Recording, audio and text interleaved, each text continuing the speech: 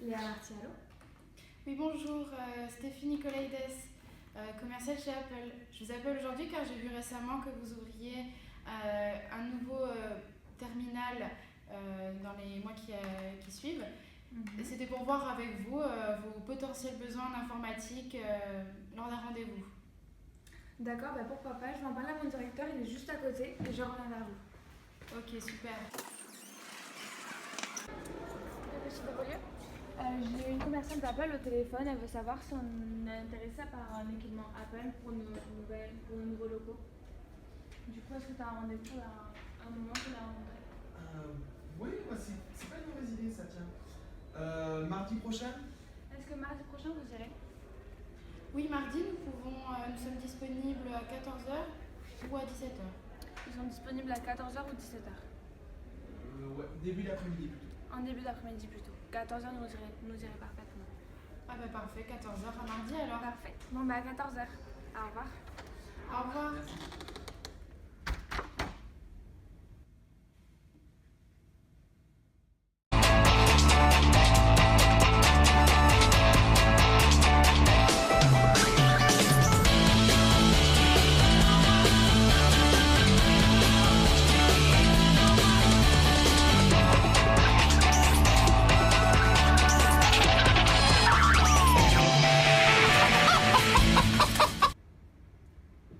Donc Léa, regarde, on a reçu les prévisions de fréquentation pour la première année du futur terminal qu'on va construire. Et donc tu peux regarder que rien que sur la première année, on est quand même à une fréquentation qui est très satisfaisante. Ouais, c'est vraiment pas mal. Ah, c'est votre appel, je Ah. pense.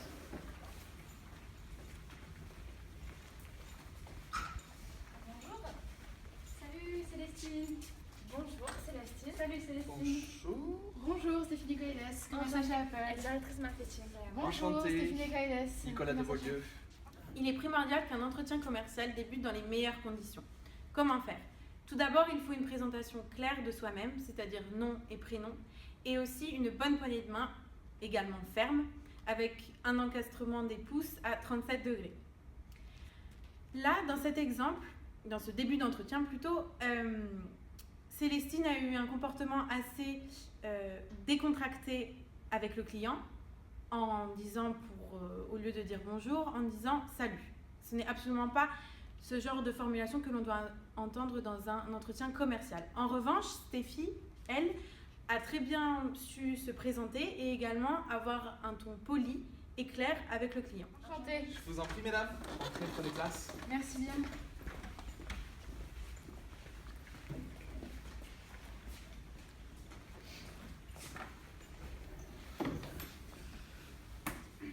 L'un des points importants à respecter lors d'un entretien est également la tenue vestimentaire. L'entretien doit être bien construit sur le fond, mais aussi sur la forme. C'est pour ça que nous privilégions dans un entretien commercial une tenue sobre, comme une veste de costard ou un tailleur, et non une jupe ou une tenue de ville assez décontractée.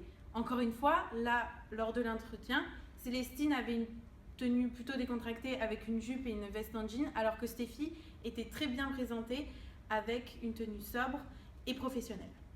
Alors, tout d'abord, merci de nous recevoir aujourd'hui. Nous sommes ravis de vous rencontrer enfin après notre appel de la semaine dernière, Madame Marty. Alors, je vais laisser ma collègue parler de nous.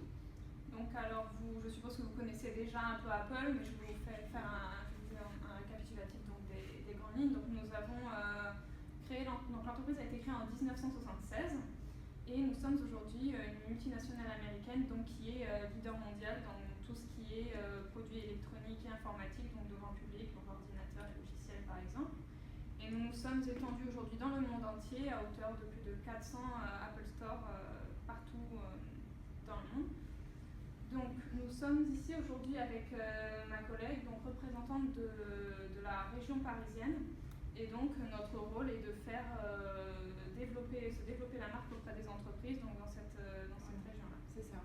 Et donc auprès de vous aussi, du coup, voilà, l'aéroport Roissy-Charles de Gaulle, le plus grand de France. Donc vous êtes beaucoup axé sur les vols internationaux, par exemple. Et là, en 2016, vous avez quand même fait 66 millions de voyageurs, quoi. Donc ça aussi qui nous a attirés. Pourtant, hein. Et voilà, souhaitais savoir un petit peu votre historique dans l'entreprise, donc depuis combien de temps vous êtes là, vos missions. Alors moi ça fait 3 ans que je suis directrice marketing pour l'aéroport Charles de Gaulle. Mais avant j'étais dans quelque chose de totalement différent. Enfin, j'étais à New York dans des hôtels, mais je m'occupais aussi du marketing. Et concernant toi, M. Debolieu? Oui, ben, donc du coup, moi je suis directeur de l'aéroport et du groupe Paris Aéroport depuis maintenant 5 ans.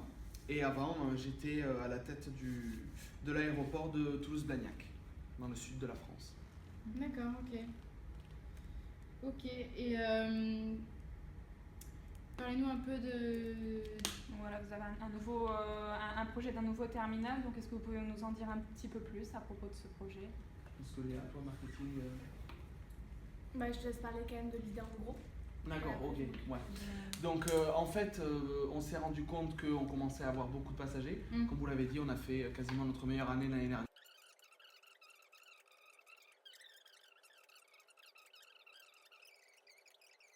Et du coup, on pensait créer des espaces du coup, qui se situent dans ces terminals juste avant que les gens embarquent, où les passagers, avant de prendre leur vol, pourraient se détendre. Oui, se détendre. Du coup, on pensait plutôt à une plateforme numérique où il y aurait du numérique, des ordinateurs, oui, tout à fait, des prises pour qu'ils puissent brancher leurs appareils.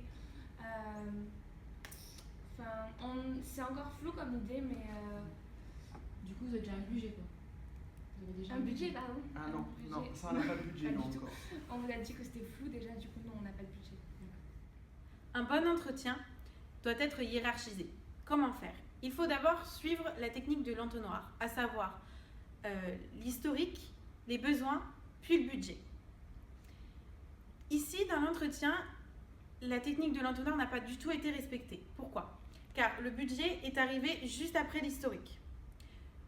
L'intérêt de faire une technique en entonnoir, c'est vraiment de partir du plus général, à savoir du coup l'historique, et de vraiment affiner les besoins pour arriver enfin à une offre qui est en adéquation avec les besoins du client. Mais le budget est surtout une phase qui est abordée en deuxième rendez-vous. Quelles ont été les raisons pour lesquelles vous avez accepté de nous voir aujourd'hui? C'est comme je vous disais déjà par rapport à notre idée de vouloir mettre du numérique dans nos salles d'attente du coup. Quoi? D'accord. C'est quoi encore C'est quelque chose que nous pouvons voir par la suite, du coup, vraiment. Je l'espère. Ce dont vous avez Je besoin. l'espère. Donc, avez-vous déjà eu une expérience avec notre marque Apple auparavant? Personnellement. Personnellement aussi, mais... C'est-à-dire, pouvez-vous préciser? C'est-à-dire, par exemple, moi j'ai un iPhone, à la maison aussi j'utilise un Mac, mais ici sur les aéroports de Paris, on est vraiment qu'avec des ordinateurs Windows. Après ça concerne notre personnel. D'accord, ils sont plus formés sur du matériel. Oui. Exactement. L'intérêt de la phase de découverte est de découvrir les besoins du client. C'est pour ça qu'il est inutile de poser des questions fermées, c'est-à-dire des questions où on peut répondre que par oui ou que par non, car ce n'est pas propice à la poursuite de la discussion. Dans cet entretien, il y a eu une question fermée qui était « Avez-vous déjà eu une expérience Apple ?» Ici, les interlocuteurs ne pouvaient répondre que par oui et que par non, et donc ce n'est pas pertinent. Ok, et donc du coup, nous aimerions savoir quels sont pour vous les points importants dans le rapport informatique avec vos clients en fait. Je pense que Léa va pouvoir répondre à votre question. Le rapport informatique, ce qu'on attend c'est qu'ils puissent se divertir, donc c'est-à-dire regarder des films, jouer à des jeux vidéo, pouvoir consulter leurs mails, tout ce qu'ils font habituellement chez eux, mais là vu qu'ils ne sont pas chez eux, le faire avec nos plateformes et ce qu'on propose. Pas qu'ils s'ennuient, vraiment on veut pas qu'ils s'ennuient. Voilà, et surtout ce qu'on recherche aussi, c'est vraiment la simplicité d'usage, quelque chose qui soit vraiment intuitif pour eux, qu'ils aient pas, parce qu'ils vont rester là.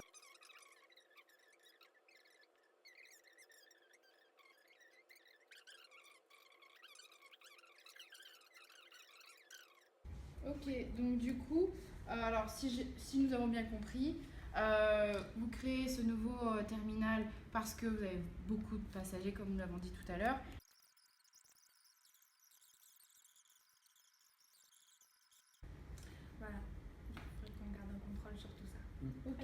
pense qu'on a tout bien résumé et je pense que...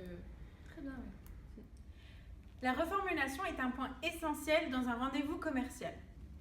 Cela permet de récapituler tous les besoins qui ont été abordés lors de l'entretien et donc de montrer que la personne va faire l'offre la plus adaptée aux besoins de son interlocuteur. On peut voir par la suite. Je crois que leur tour, on en a une réunion de projet à 10 hein, pour le... À 10, ouais. Ouais. Sur 5 minutes. Donc, ce que je peux vous proposer, c'est de vous renvoyer un récapitulatif de notre rendez-vous, donc après la discussion que nous avons eue aujourd'hui, donc les besoins, tout ça.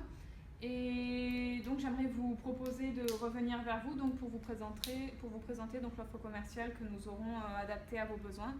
Donc, quand seriez-vous disponible? Non, mais ce que vous faites, c'est que vous nous l'envoyez par Ouais. mail, ça. Comme ça, Ça, je nous, pense. on en discutera Ouais, entre ça nous. nous arrange. Ce serait bien quand même de se revoir pour vraiment finaliser et voir s'il y a des choses à modifier que l'on puisse voir. Exact, si jamais. Voilà, si Donc, vos, au cas où vous avez eu des changements. Vous pensez? exactement. si vos besoins ont changé entre-temps et qu'il faudrait peut-être en parler en face. Ouais, c'est pas Bon, faux. on va vous Ok, poser quoi ouais. D'accord. Écoutez, la semaine prochaine peut-être, est-ce que vous êtes libre?